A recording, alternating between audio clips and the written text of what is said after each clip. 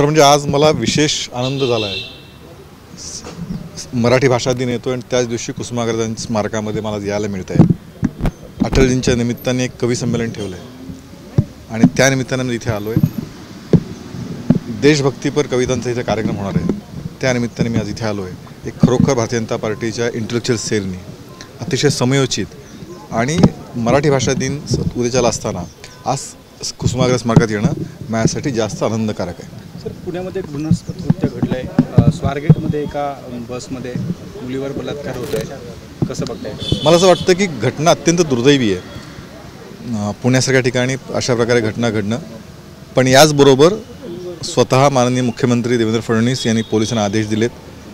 या संदर्भातलं तातडीने सगळे तपास करून गुन्हेगार नाटक करून त्यांच्यावरती कारवाई केली जावी, या पद्धतीचं आदेश तातडीने दिलेत आणि मला असं वाटतं की तसेच पुढे कारवाई होईल. खरं तर अनेक त्या ठिकाणी बसेस ज्या बंद अवस्थेत आहे त्यामध्ये कपडे सापडत आहे, आंतरवस्त्र सापडत आहे, कंडोमचे जे आहे ते काही पाकिटं सापडत आहे. म्हणजे मला असं वाटतं की म्हणूनच सांगतो की या सगळ्या विषयामध्ये सर्वच एस टी महामंडळ ज्या जे स्थानक आहेत त्यांचा खरं तर याच्यापूर्वी स्वच्छता हा विषय खूप महत्त्वाचा सगळी गाजत होता. मला असं वाटतं या निमित्ताने सर्व एस टी स्थानकांच्याबद्दल एक सर्वे नक्की केला गेला पाहिजे. त्या एस टी स्थानकांमधल्या अत्याधुनिक सुविधा कशा आणता येतील हे बघितलं पाहिजे. कारण शेवटी वर्षानुवर्ष एस टी स्थानकं एकाच ठिकाणी आहेत. तिथं त्यांच्या स्वच्छतेचं कितपत पाळलं जातं, सगळ्या गोष्टी किती जपल्या जातात हे पाहिलं जात नाही. या निमित्ताने महाराष्ट्रातल्या सर्वच एस टी स्थानकांचं एक प्रकारे सर्वे केला जावा आणि तिथे अधिक सर्वांसाठीच महिलांसाठी सुरक्षितता, प्रवाशांसाठी पाण्याची व्यवस्था, चांगल्या पाण्याच्या अशा अनेक गोष्टी कशा करता येतील याचा विचार पुढच्या काळात केला गेला पाहिजे. अशी काही मोठी घटना घडल्यानंतरच या सगळ्या गोष्टींना जाल ह्याबाबत काय आपण खबरदारी नाही. असं आहे की मुळामध्ये असं आहे की एस टीचं तुम्ही बघितलं असेल तर एस टीसाठी अनेक गोष्टी गेल्या 6 महिने वर्षभरामध्ये या सरकारने केल्या. आपण महिलांना 50% सवलत दिली, त्यातनं अनेक वर्ष एस टी तोट्यात होती, तोट्यातनं एस टी फायदा देते आहे. नवीन एस टी घेण्याचा आपण प्रयत्न आपण सुरू करतो आहे. त्यामुळे नवीन एस टी बसेस पण नवीन येत आहेत.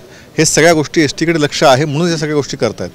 पण आता या निमित्ताने कारण एस टी हे महाराष्ट्रातलं सगळ्यात जुनं प्रवासी वाहन आहे आणि वर्षानुवर्ष एकाच ठिकाणी बस स्थानकात आपण सगळे बघतो आणि आपल्या सगळ्यांना ज्यावेळी आपण सगळे जातो स्थानकात त्यावेळी बऱ्याच वेळा सगळीच स्थानकं अस्वच्छ नसतात, पण बरीच स्थानकांबद्दलच्या प्रश्न उपस्थित होतात. माझं म्हणणं की या निमित्ताने महाराष्ट्रातली एक खूप मोठी जुनी वाहतूक व्यवस्था एस टी आहे.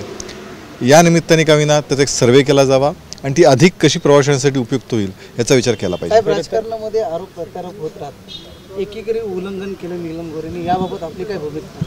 मला असं वाटतं की खरं म्हणजे ती त्यांच्या पक्षाची भूमिका आहे. साहित्य संमेलनामध्ये कशा प्रकारची भूमिका मांडावी हा प्रत्येक राजकीय पक्षाने किंवा राजकीय तिथे गेलेल्यांनी उपस्थित करायचा विषय, त्यांनी मांडायचा विषय आहे. शेवटी साहित्य संमेलन साहित्यिकांसाठी होतं. त्या अनुषंगाने खरं तर चर्चा व्हायला हवी. पण आता त्याने दोघंही त्यात करतायत. कोणी मर्सिडीज दिली म्हणतं आहे, कोणी मर्सिडीजच्या पावते दाखवा म्हणतं आहे. मर्सिडीज घेतलीच नाही असं म्हटलं की नाही, मला मी ऐकण्यात आलेलं नाही आहे माझ्या. पण आता ठीक आहे, शेवटी चाललाय, धुराळा चालू देतो काय. खरं तर अमोल मिटकरी आपले महायुतीतील आमदार आहे, त्यांनी अनेक गंभीर आरोप केले.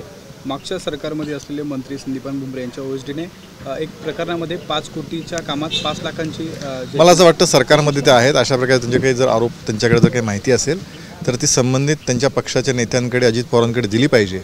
अजित पवार राज्यातल्या एक प्रमुख घटक पक्ष आहे जो महायुतीचा, त्याचे ते प्रमुख आहेत आणि ते त्याच्यावरती नक्की ते मुख्यमंत्र्यांनी निदर्शन आणतील. मग मुख्यमंत्र्यांनी भूमिका घेतलीच आहे आणि म्हणूनच सर्व OSD PS यांच्या सगळ्यांचं तपासून मग त्यांना नियुक्त केलं गेलं आहे. त्यामुळे जर अशा प्रकारची काही माहिती खरोखर त्यांच्या मिटकरींकडे असेल तर त्यांनी त्यांचे प्रमुख आणि महायुतीतल्या घटक पक्ष असलेल्या राष्ट्रवादीचे प्रमुख अजित पवार उपमुख्यमंत्री यांच्याकडे ती माहिती दिली पाहिजे. अब्दुल सत्तार असतील, तानाजी सावंत असतील, यांच्या बाबतीत अशीच प्रकार घडल्यामुळे त्यांना सध्या मंत्रिमंडळात स्थान नाही. असं आहे की त्या पक्षाचा अधिकार आहे. असे घटक सध्या राज्यात महायुती सरकार आहे, त्यामुळे 3 पक्ष आपापले मंत्री कोण ते ठरवतं. त्यामुळे एकनाथ शिंदे नेतृत्वाखाली शिवसेना त्यांनी ठरवलं त्यांचे मंत्री कोणी करायचे, त्यामुळे तो त्यांचा प्रश्न आहे. त्यामुळे त्या विषयात अधिक भाष्य करणं योग्य नाही. मिटकरींनी जो काही आरोप केला होता त्या संदर्भात दत्ता भरणेंकडे ते सध्या खासगी पी आहेत, काय सांगाल? माझं म्हणून म्हणलं की माझं म्हणणं असं आहे की त्यांनी अजित पवारांकडे, दत्ता भरणे सुद्धा त्यांच्याच पक्षाचे आहेत, त्यामुळे माझं म्हणणं आहे की त्यांनी अजित पवारांकडेच या संदर्भातलं सगळं जे काही त्यांचे पुरावे आहेत ते नेऊन द्यावेत. अजित पवारांवरती त्यांचा विश्वास असावा असं आपण गृहीत धरू. त्यामुळे अजित पवार त्यांच्यावरती योग्य ती कारवाई करतील दत्ता भरणेंकडे ते PS अशा प्रकारे असतील तर.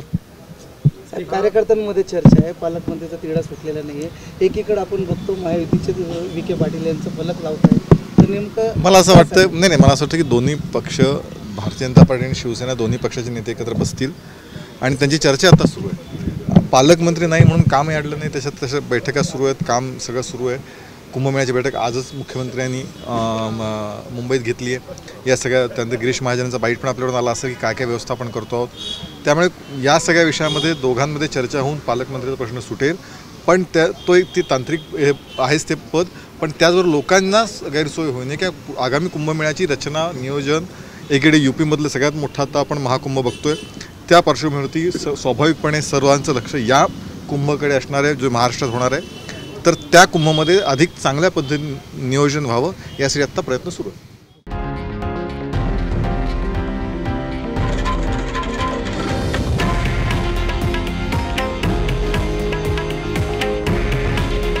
हे आहे देशातील नंबर 1 न्यूज नेटवर्क आणि आपण पाहत आहात TV9 मराठी.